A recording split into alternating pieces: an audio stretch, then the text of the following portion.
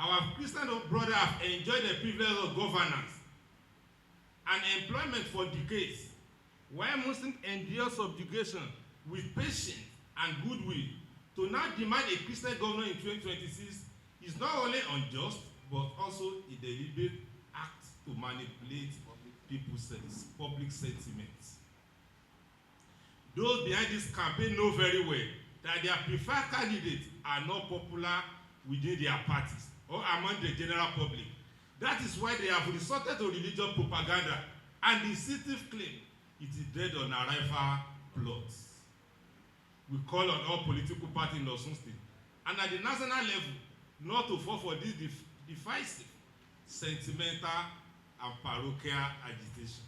We therefore urge all stakeholders, especially political parties, to disregard the fake narrative of marginalization. And every time that we have another call, but what we have just said is that the arrangement would wiki the good people.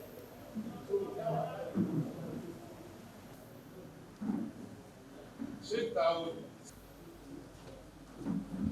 Shake.